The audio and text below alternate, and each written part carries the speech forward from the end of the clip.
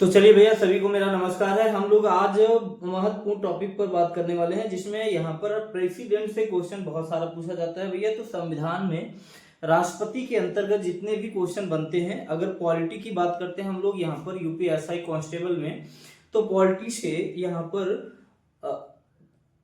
राष्ट्रपति से संबंधित बहुत सारा प्रश्न पूछा जाता है। तो हर एक एग्जाम में राष्ट्रपति, हम लोग यहाँ पे क्या कर रहे हैं कि हर एक तरीके से अगर बात करेंगे राष्ट्रपति के बारे में, आर्टिकल से संबंधित चीजें, कितने इसमें संशोधन हुए हैं, कितनी अनुसूचियां हैं, सारी चीजों की जानकारी हम यहाँ पर इस चैनल के माध्यम से आपके बीच में शेयर करते रहेंगे। 10-10 क्वेश्चन, 20-20 क्वेश्चन करके हम लोग करते रहेंगे, और जहां पर जरूरत पड़ेगी हम थ्योरी की, तो थ्योरी की भी क्लास प्रोवाइड करेंगे, तो आप लोग इस वीडियो के माध्यम से पढ़ पाएंगे। इंपॉर्टेंट टॉपिक जो कि कहीं ना कहीं हर एक एग्जाम में वही क्वेश्चन घूम घूम करके पूछे जाते हैं, तो उन सभी क्वेश्चन की सीरीज को आज हम लोग करने वाले हैं।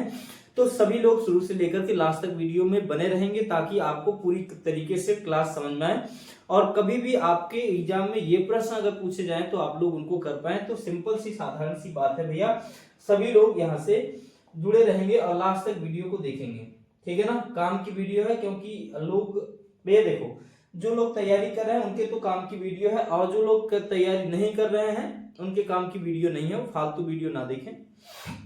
देखिए, जो काम की यहाँ पर कहने का मतलब, जो लोग तैयारी कर रहे हैं अगर वो रील वगैरह देखते हैं, अगर तमाम तरीके से अपना टाइम वेस्ट करते हैं, तो फिर उनके लिए समस्या है भाई। अभी आपके पास टाइम है बहुत सारा, अभी टाइमली तैयारी कर लीजिए, उसके बाद जो है जब कहीं ना कहीं आप सेट हो जाएंगे, ठीक है ना, किसी भी सेक्टर में अगर आप सेट हो जाएंगे, तो उसके बाद तो आप पूरी जिंदगी चाहे रील देखें चाहे जो करें, ठीक है ना भाई। चलो सवालों की हम बात करते हैं। यहाँ पर हम आज प्रेसिडेंट की बात करेंगे। सिंपल सी बात है कि यहाँ पर हम लोग बात करेंगे भारतीय संविधान की। तो यहाँ पर भैया आप लोग पढ़ेंगे राष्ट्रपति के बारे में, ठीक है ना, राष्ट्रपति के बारे में, प्रेसिडेंट के बारे में। तो प्रेसिडेंट भारत का राष्ट्रपति जो होता है, वो अगर हम बात करते हैं किस आर्टिकल के अंतर्गत आता है, अगर यहां से हम लोग प्रेसिडेंट पढ़ रहे हैं, तो भैया यहाँ पे भाग 5 की बात करेंगे, ठीक है ना। संविधान का जो पार्ट 5 है, भाग 5 की, ठीक है ना। किसकी बात करूंगा मैं? संविधान के भाग 5 की, ठीक है ना। अब संविधान के भाग 5 को हम लोग क्या बोलते हैं? संघ की कार्यपालिका बोलेंगे। क्या बोलेंगे भैया यहाँ पर? संघ की कार्यपालिका। क्या बोलते हैं? संघ की कार्यपालिका, ठीक है ना। संघ की क्या बोलेंगे? कार्यपालिका, ठीक है। संघ की कार्यपालिका होगी, कार्यपालिका होगी। और इसके अंतर्गत हम लोग यहाँ पर अगर आर्टिकल की बात करेंगे भैया, यहाँ से हम लोग आर्टिकल की बात करेंगे, ठीक है ना। अगर आर्टिकल की बात करेंगे तो यहाँ से आर्टिकल 52 से 151 तक यहाँ पर पढ़ने वाले हैं, ठीक है ना। तो इस तरीके से चीजों को यहाँ पर हम लोग देखेंगे, ठीक है। तो आर्टिकल, लेकिन यहाँ पर अगर हम टोटल आर्टिकल की बात करें, तो इंपॉर्टेंट आर्टिकल यहाँ से जो राष्ट्रपति से रिलेटेड होगा, वो 52 से लेकर के, या 52 से लेकर के 78 तक, ठीक है ना भैया। 52 से लेकर के 78 तक के आर्टिकल को हम लोग यहाँ से देखेंगे, ठीक है ना। चलिए, तो यहाँ पर अगर राष्ट्रपति की बात करते हैं, तो राष्ट्रपति का जो यहाँ से राष्ट्रपति के बारे में, तो भारत का एक राष्ट्रपति होगा संवैधानिक संविधान के आधार पर अगर बात करते हैं, तो आर्टिकल नंबर 52 यहां से पढ़ेंगे। तब 52 में क्या दिया गया है कि भारत का एक राष्ट्रपति होगा, ठीक है ना। आर्टिकल नंबर यहाँ पर 52 की बात करूंगा मैं, तो 52 के तहत यहाँ पर भारत का एक राष्ट्रपति होगा, ठीक है ना। यहाँ पे दिया गया है कि भारत का एक क्या होगा? राष्ट्रपति होगा, ठीक है ना। भारत के एक राष्ट्रपति यहाँ से होंगे, ठीक है। भारत के एक राष्ट्रपति होंगे। आर्टिकल नंबर कहाँ दिया गया है भैया? 52 में, ठीक है ना। आर्टिकल नंबर 52 में दिया गया है, और आर्टिकल नंबर 53 में दिया गया है कि भारत के राष्ट्रपति के पास, ठीक है ना, सॉरी यहां से लिख सकते हैं आर्टिकल नंबर 53, ठीक है ना। आर्टिकल नंबर 53, आर्टिकल नंबर 53 में यहाँ पे दिया गया है, आर्टिकल नंबर 53 में, कि जो भारत का राष्ट्रपति होगा वो कार्यपालिका का प्रमुख होगा, ठीक है ना भैया। भारत का जो राष्ट्रपति होगा वो किसका प्रमुख होगा? कार्यपालिका का प्रमुख होगा। तो यहां से लिख सकते हैं कि भारत का राष्ट्रपति, ठीक है, भारत का राष्ट्रपति कार्यपालिका का प्रमुख होगा भैया। कार्यपालिका का क्या होता है? प्रमुख होता है, ठीक है ना। कार्यपालिका का क्या होगा? प्रमुख होता है, ठीक है ना, इस बात को याद रखिएगा। तो भारत के राष्ट्रपति जो होते हैं वो कार्यपालिका के क्या होते हैं, प्रमुख होते हैं। ऐसा कहाँ बताया गया है, आर्टिकल नंबर 53 में बताया गया है, ठीक है ना, आर्टिकल नंबर 53। अब आप यहाँ से आर्टिकल नंबर 54 की बात करें तो यहाँ से इसका निर्वाचन दिया गया है। क्या दिया गया भैया, निर्वाचन। राष्ट्रपति का निर्वाचन किस तरीके से होता है, कौन कौन से लोग राष्ट्रपति के निर्वाचन में भाग लेते हैं, राष्ट्रपति के निर्वाचन की पद्धति क्या है, किस तरीके से राष्ट्रपति का निर्वाचन होता है, ठीक है। चलिए तो थोड़ा से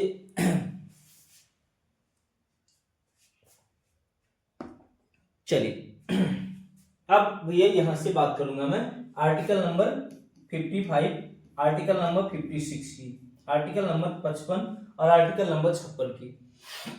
तो भाई आर्टिकल नंबर 55 का मतलब है कि राष्ट्रपति का एक कोटा होगा, ठीक है ना। आर्टिकल नंबर 55 में राष्ट्रपति का एक कोटा निर्धारित किया गया है। आर्टिकल नंबर 56 की बात करते हैं, ठीक है ना। आर्टिकल नंबर 56, तो आर्टिकल नंबर 56 में दिया है कि राष्ट्रपति जो होगा, राष्ट्रपति का कार्यकाल दिया गया है। तो यहाँ से राष्ट्रपति का कार्यकाल, सभी सारी चीजें यहाँ से हम लोग देखेंगे। तो राष्ट्रपति का जो कार्यकाल होता है भैया वो कितने साल का होगा, ठीक है ना। यहाँ पर अगर इसके कार्यकाल की बात करें तो कितना होता है, 5 वर्ष, ठीक है ना। यहाँ से क्या होगा भैया, 5 वर्ष होगा। चलिए तो आगे हम बढ़ेंगे। अगर यहाँ से आर्टिकल नंबर 56 हो गया, आर्टिकल नंबर 57 की बात करेंगे, 58, यहाँ तक हम लोग 78 तक जाएंगे। अब देखिए एक चीज यहाँ से मैं बता दूं कि जो भारत के राष्ट्रपति होते हैं, ठीक है ना, भारत के राष्ट्रपति की अगर हम बात करते हैं तो इनके ये किस तरीके से चुने जाते हैं, इलेक्टेड मेंबर की बात करते हैं, किस तरीके से चुने जाते हैं, प्रत्यक्ष रूप से चुने जाते हैं या अप्रत्यक्ष रूप से चुने जाते हैं। तो अगर भारत के राष्ट्रपति की बात करते हैं तो भारत के राष्ट्रपति, भारत के राष्ट्रपति का निर्वाचन, भारत के राष्ट्रपति का निर्वाचन जो होता है वो कैसे होता है भैया, अप्रत्यक्ष रूप से, अप्रत्यक्ष रूप से, ठीक है ना, अप्रत्यक्ष रूप से होता है। क्योंकि यहाँ पर भारत के लोग जो होते हैं, भारत की जो जनता होती है, ठीक है ना, वे देखिए आम चुनाव की बात करते हैं, अन्य चुनाव की बात करते हैं, तो इसमें सभी जो लोग होते हैं, भारत के जो नागरिक होते हैं, ये सब लोग वोट करते हैं। लेकिन यहाँ पर राष्ट्रपति के चुनाव में ये सभी दोनों सदन की बात करते हैं, ठीक है ना, लोकसभा और राज्यसभा की, ठीक है ना। इन दोनों के जो यहाँ पर इलेक्टेड मेंबर होते हैं, निर्वाचित सदस्य होते हैं, ये किसको वोट करते हैं भैया, राष्ट्रपति को वोट करते हैं। तो इसीलिए कहा जाता है कि भारत के राष्ट्रपति का निर्वाचन अप्रत्यक्ष रूप से होता है, ठीक है ना, प्रत्यक्ष रूप से नहीं होता है। बात समझ में आई। चलिए यहाँ पर हम लोग आर्टिकल नंबर 56 तक आ चुके हैं। आर्टिकल नंबर 57 की बात करेंगे, ठीक है ना। तो आर्टिकल नंबर 57 में दिया गया है कि राष्ट्रपति का, वही राष्ट्रपति अर्थात राष्ट्रपति का दूसरा कार्यकाल भी हो सकता है, ठीक है ना, दोबारा भी उसी राष्ट्रपति को बनाया जा सकता है। जैसे कि अपने देश में कई सारे ऐसे राष्ट्रपति हैं जिनके 2-2, 3-3 कार्यकाल रह चुके हैं, ठीक है ना। अब यहाँ से 58 की बात करते हैं, 58 की, ठीक है। यहाँ से आप कह सकते हैं कि दोबारा, ठीक है। चलो 58 की बात करेंगे, 58 की बात करूंगा मैं, आर्टिकल नंबर 58 या आर्टिकल नंबर 58 की बात करेंगे तो इसमें क्या होता है, राष्ट्रपति के पास कैसी क्या योग्यता होनी चाहिए, ठीक है ना। राष्ट्रपति के पास क्या होनी चाहिए भैया, योग्यता होनी, क्या योग्यता होनी चाहिए, ठीक है ना। हाँ अब देखिए यहाँ पर विशेष योग्यता की बात करते हैं तो पहले भारत का वो क्या होना चाहिए, भारत का नागरिक होना चाहिए। भाई कोई भी व्यक्ति अगर राष्ट्रपति पद के योग्य यहाँ पर अगर उसे यहाँ से देते हैं तो यहाँ से राष्ट्रपति अगर उसको बनाए जाते हैं तो पहली बात यहाँ पर होती है कि विशेष योग्यता के तहत यहाँ पर बात करेंगे तो भारत का नागरिक होना चाहिए, ठीक है ना, पागल या दिवालिया ना हो। दिवालिया का मतलब ये होता है कि उसके ऊपर बहुत ज्यादा मतलब कि कर्ज नहीं होना चाहिए, कि भैया मान लीजिए कि उनके बहुत ज्यादा लोन वगैरह है, कर्ज है, लेकर के भाग गए तो उसको हम लोग दिवालिया कहते हैं, ठीक है ना।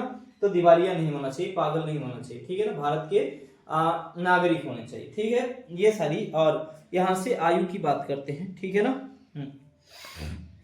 चलो तो भाई मेरे यहाँ से अगर 59 की बात करते हैं, 59 में उनकी राष्ट्रपति की दशाएं होती हैं, ठीक है ना, क्या होती हैं, दशाएं, ठीक है। अभी इतनी सारी चीजें आप समझते चलिए, उसके बाद धीरे धीरे करके हम एक एक चीज को डिटेल से आपको बताएंगे, ठीक है ना।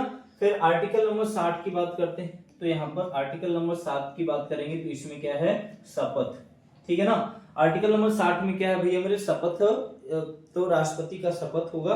और आर्टिकल नंबर 61 में महाभियोग होता है, ठीक है ना। राष्ट्रपति पर भी क्या चलाया जा सकता है, महाभियोग। महाभियोग प्रक्रिया द्वारा राष्ट्रपति को भी हटाया जा सकता है, ठीक है ना।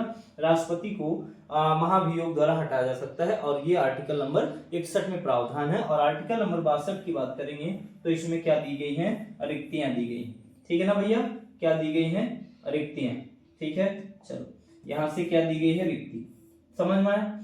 तो यहाँ से हम लोग जो प्रश्न की बात कर रहे हैं, ठीक है ना, प्रश्न के डिटेल की बात करेंगे तो हमने यहाँ से प्रश्न के बारे में जो सीखा है, कराना कि राष्ट्रपति का निर्वाचन किस प्रकार से होता है, प्रत्यक्ष, यहाँ अप्रत्यक्ष रूप से होता है, मनोनयन होता है या प्रत्यक्ष रूप से होता है, कोई स्पष्ट प्रावधान नहीं है, तो ये भी गलत है, ये भी गलत है, ये भी गलत है। तो आपका राइट आंसर कौन सा हो जाएगा भैया मेरे, ए वाला बिल्कुल करेक्ट आंसर हो जाएगा। तो राष्ट्रपति का निर्वाचन किस प्रकार से होता है, अप्रत्यक्ष रूप से होता है, ठीक है ना। हाँ, यहाँ पर बात करेंगे, ठीक है ना। तो राज्यसभा और लोकसभा के जो सदस्य निर्वाचित कैंडिडेट होते हैं वो सब लोग क्या करते हैं, कह सकते हैं कि संसद के दोनों सदन, ठीक है ना, संसद के दोनों सदनों के निर्वाचित सदस्य इसमें भाग लेते हैं। और राज्य और केंद्र शासित प्रदेश की बात करेंगे, ठीक है ना। तो राज्य और केंद्र शासित प्रदेश की जो विधानसभा के निर्वाचित सदस्य होते हैं वो भी राष्ट्रपति के चुनाव में भाग लेते हैं, ठीक है। चलिए अगला सवाल यहाँ से हम लोग देखेंगे, अगले सवाल की बात करेंगे भैया। चलिए तो यहाँ पे सवाल नंबर 2 है, कर राष्ट्रपति पद के निर्वाचन हेतु कौन सी पद्धति अपनाई जाती है, सापेक्ष बहुमत पद्धति या समानुपातिक प्रतिनिधित्व एवं एकल संक्रमणीय मत पद्धति। तो आप बिल्कुल याद रखिएगा कि राष्ट्रपति के निर्वाचन के लिए यहाँ पर एकल संक्रमणीय मत पद्धति अपनाई जाती है। तो आपका राइट आंसर यहाँ से क्या हो जाएगा भैया, बी वाला बिल्कुल करेक्ट आंसर हो जाएगा। इस प्रश्न को याद रखिएगा, इंपॉर्टेंट प्रश्न है, ये प्रश्न पूछा गया है, बहुत बार पूछा गया, ऐसा नहीं है कि केवल पीसीएस में ही पूछा गया, ठीक है ना, हर एक एग्जाम में ही पूछा जाता है कि राष्ट्रपति के निर्वाचन हेतु कौन सी प्रणाली अपनाई जाती है। तो क्या बताएंगे, समानुपातिक प्रतिनिधित्व एवं एकल संक्रमणीय मत पद्धति का प्रयोग किया जाता है। तो हम लोग यहाँ से अगला सवाल देखेंगे, सवाल नंबर 3 कह रहा है कि अनुच्छेद के तहत राष्ट्रपति अपने पद ग्रहण करने की तिथि से 5 वर्ष की अवधि तक अपने पद पर बना रहता है। अब भैया देखो, अभी मैं जाकर के बात करूंगा, पीछे मैंने अभी आपको बताया है, ठीक है ना, अभी आपको मैंने बता दिया है, ठीक है ना। यहाँ से अगर हम इस प्रश्न की बात करेंगे, ठीक है ना, हाँ, इस प्रश्न की बात करेंगे तो यहाँ पर देखिए आर्टिकल नंबर 52 में दिया गया है कि भारत के एक राष्ट्रपति होंगे। आर्टिकल नंबर 53 में दिया गया भारत का राष्ट्रपति कार्यपालिका का प्रमुख होगा। आर्टिकल नंबर 54 में क्या दिया गया है, भारत यहाँ से निर्वाचन दिया गया है, ठीक है ना। तो इस प्रश्न में क्या पूछ रहा है यहाँ से,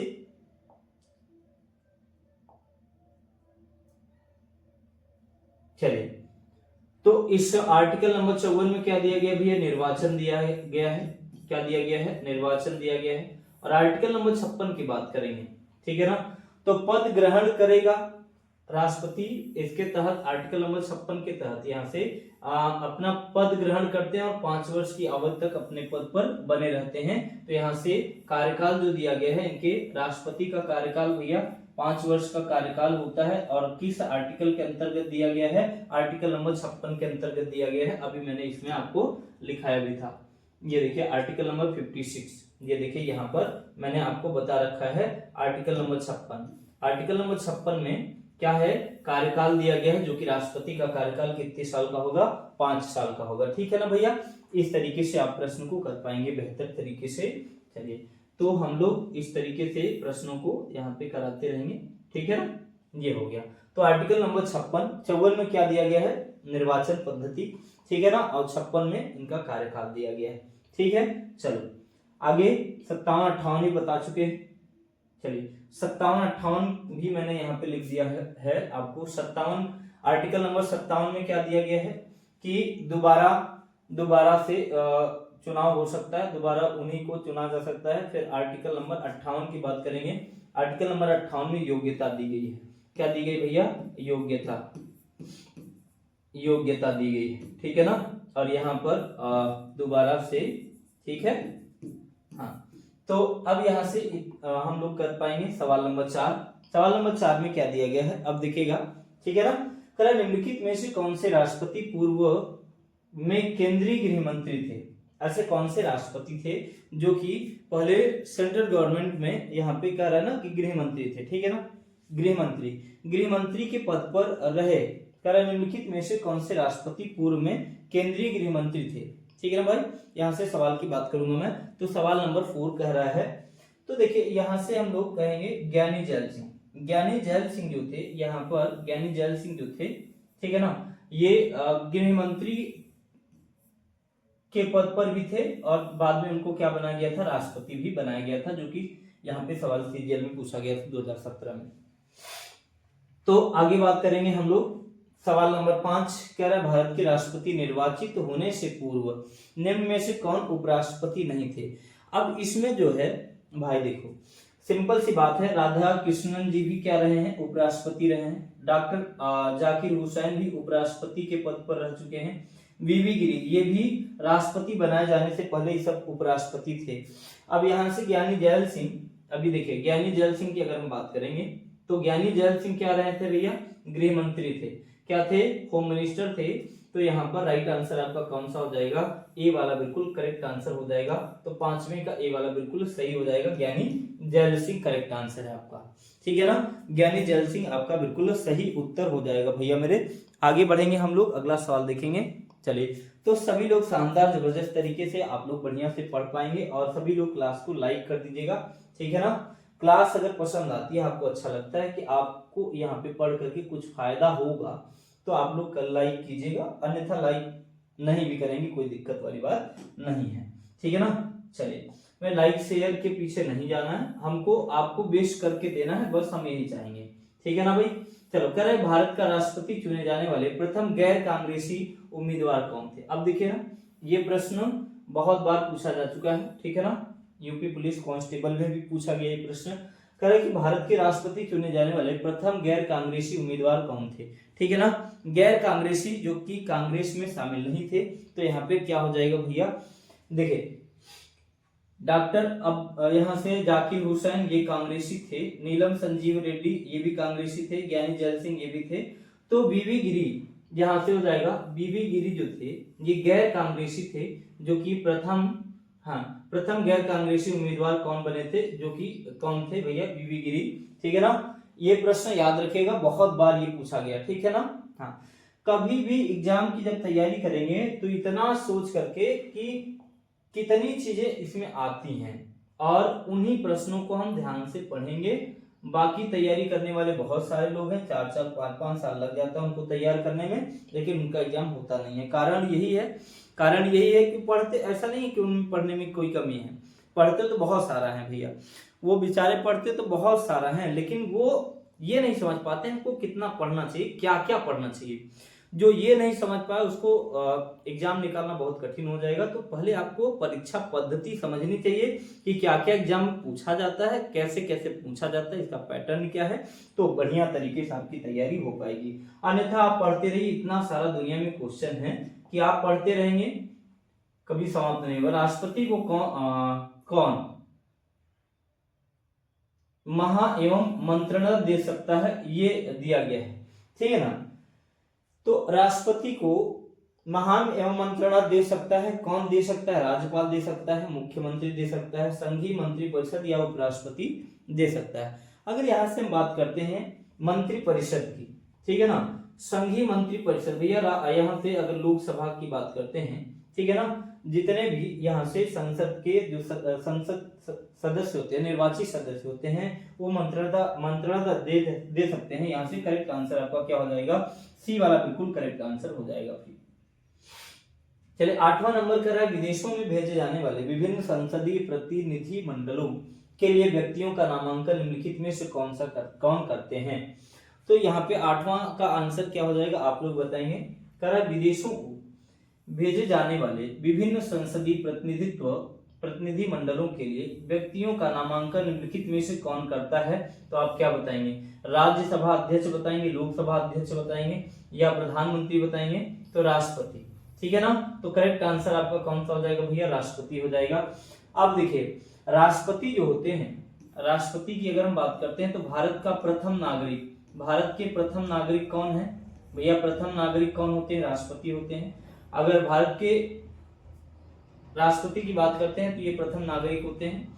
और जो तीनों सेना, थल सेना, वायु सेना, जल सेना की बात करेंगे तो तीनों सेना के जो प्रमुख होते हैं वो कौन होते हैं, तीनों सेना के प्रमुख कौन होते हैं भैया, राष्ट्रपति होते हैं।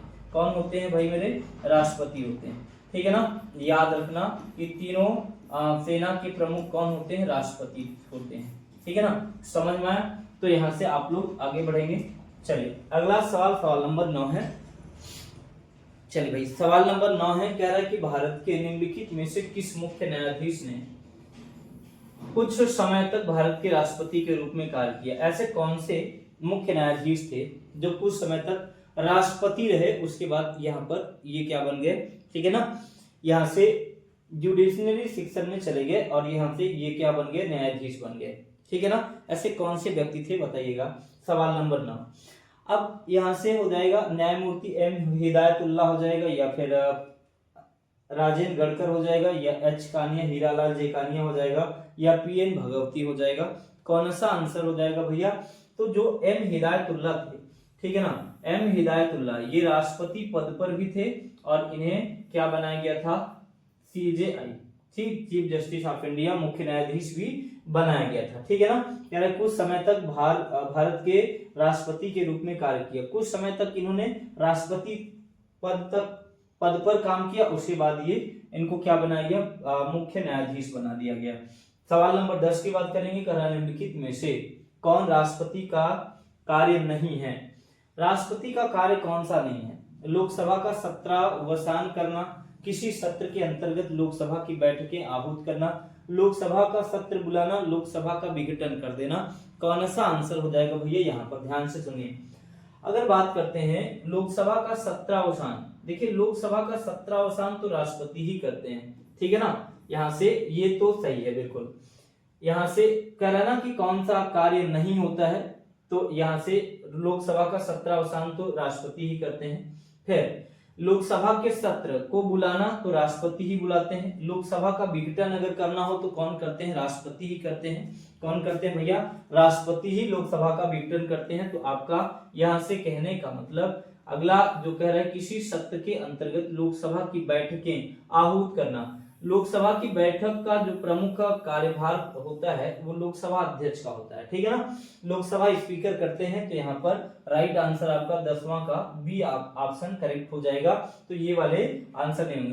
तो ये सब राष्ट्रपति का कार्य होता है, लेकिन राष्ट्रपति का कार्य ये वाला नहीं होता है। तो आपका बी आंसर बिल्कुल करेक्ट हो जाएगा भैया। चलिए यहाँ पे कह रहा है कि विदेशी देशों के राजदूतों का कमिश्नरों के प्रत्यक्ष पत्र किसके द्वारा प्राप्त किया जाता है। ठीक है ना, किसके द्वारा प्राप्त किया जाता है, विदेशी देशों के सभी राजदूत। देखिए भैया अगर बात करते हैं, हर एक देश के अपने अपने क्या होते हैं, राजदूत होते हैं। ठीक है ना, अपने अपने क्या होते हैं, राजदूत होते हैं। तो यहाँ पे कह रहा है कि राजदूतों का कमिश्नरों के प्रत्यक्ष पत्र किसके द्वारा प्राप्त किए जाते हैं, तो किसके द्वारा प्राप्त किए जाएंगे भैया, राष्ट्रपति के द्वारा। किसके द्वारा, राष्ट्रपति के द्वारा। यहाँ पर लोग विदेश मंत्री कर देते हैं, ये गलत हो जाता है। तो विदेश मंत्री यहाँ पे ऑप्शन नहीं होगा। यहाँ पे राइट आंसर आपका कौन सा होगा, राष्ट्रपति हो जाएगा। ठीक है ना, चलिए कह रहा है राष्ट्रपति निम्नलिखित में से किस सूची के विषय पर अध्यादेश जारी कर सकते हैं। ठीक है ना, राज्य सूची पर या संघ सूची पर, राज्य एवं संघ दोनों, या संघ व समवर्ती सूची। कौन सा आंसर यहाँ पे हो जाएगा भैया मेरे, देखिए तो अगर राष्ट्रपति की बात करते हैं तो कौन से विषय पर अध्यादेश जारी कर सकते हैं, तो राष्ट्रपति अध्यादेश जारी कर सकते हैं संघ एवं समवर्ती सूची पर। तो राइट आंसर आपका कौन सा हो जाएगा, डी वाला करेक्ट आंसर आपका हो जाएगा संघ एवं समवर्ती सूची। ठीक है ना, राष्ट्रपति संघ एवं समवर्ती सूची पर अध्यादेश जारी कर सकते हैं। तो राइट आंसर आपका डी हो जाएगा। चलिए सवाल नंबर 13, सवाल नंबर 13 एनटीपीसी 2016 में पूछा गया प्रश्न है भैया, राष्ट्रपति के चुनाव में विवाद होने पर किसकी सलाह ली जाती है। जैसे मान लीजिए कि राष्ट्रपति के चुनाव में कोई विवाद हो जाता है, तो इसमें सलाह किसकी ली जाती है, सर्वोच्च न्यायालय की या लोकसभा अध्यक्ष की या उपराष्ट्रपति की या चुनाव आयोग की। भैया देखो सिंपल सी साधारण सी बात है यहाँ पर। चलिए तो लोकसभा अध्यक्ष जो है ये राष्ट्रपति पे टिप्पणी नहीं कर सकते, उपराष्ट्रपति जो होते हैं केवल उपराष्ट्रपति राष्ट्रपति में हस्तक्षेप नहीं कर सकते हैं, चुनाव आयोग भी इस पर हस्तक्षेप नहीं कर सकता। तो यहाँ पर सर्वोच्च न्यायालय राष्ट्रपति के चुनाव में जब विवाद या मतभेद हो जाता है तो इसमें किससे सलाह ली जाती है, सर्वोच्च न्यायालय से सलाह ली जाती है। तो राइट आंसर आपका कौन सा हो जाएगा, ए वाला बिल्कुल सही आंसर हो जाएगा। ठीक है ना भैया। चलिए अगला सवाल हम लोग देखेंगे, सवाल नंबर 14। भारत का राष्ट्रपति किसका एक अभिन्न अंग है। ठीक है ना, भारत का राष्ट्रपति किसका एक अभिन्न अंग होता है, मंत्रिपरिषद का, संसद का, लोकसभा का और राज्यसभा का।